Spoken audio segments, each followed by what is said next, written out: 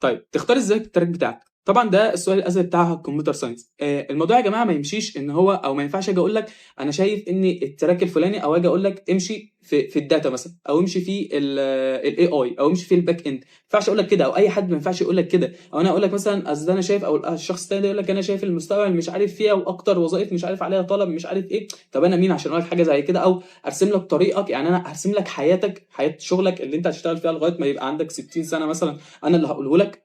او اي حد مهما كان هو مين، لا. ولكن انت بتاخد منه نصايح مجمله. يعني مثلا تجربه شخصيه بتاعتي، انا الاول جربت باك اند، بعد كده جربت فلاتر، بعد كده انا من الكليه عارف الحاجات بتاعت الفرونت اند وبتاع وكده، الثلاثه ما ينفعوش معايا. بعد كده رحت مجرب الداتا، فلقيت نفسي ان انا كويس فيها، وان هي حاجه كويسه، ولقيت شغف فيها، فرحت مكمل فيها.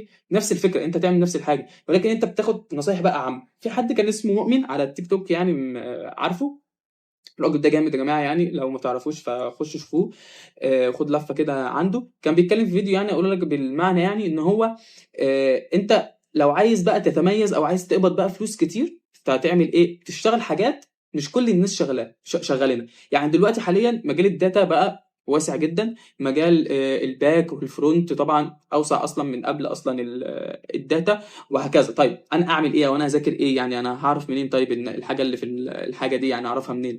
انت تخش مثلا على اي موديل وتقول له ايه اكتر الوظائف مستقبلا هيبقى عليها طلب. ده لو هو ايه بشكل عام. طيب في مجال التك اقول له نفس الفكره، بس اقول له في التك بس، اقول له ايه اكتر وظائف، او اكتر 10 وظائف مستقبلا هيبقى عليها طلب في مجال التك في المستقبل. فهيطلع لك 10 حاجات انت اصلا غالبا مش هتبقى عارف اي واحده منهم.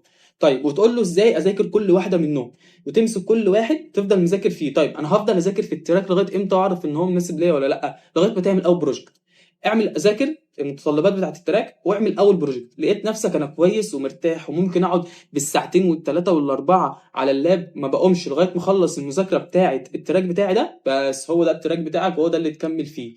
بس لكن انا ما ينفعش اجي اقول لك خش مش عارف ايه، او خش مش عارف ايه. ولكن يعني النصيحه ابعد عن التراكات اللي فيها زحمه. ده لو انت لسه بتجرب اهو. لكن انت دلوقتي مثلا بتتفرج عليا مثلا وانت باك اند، طبعا مش هتروح تسيب الباك اند. لا، انت شاطر في الباك اند وبتشتغل ومكسر الدنيا في الباك اند وبتعمل حاجات جامده قوي، خلاص خليك باك اند.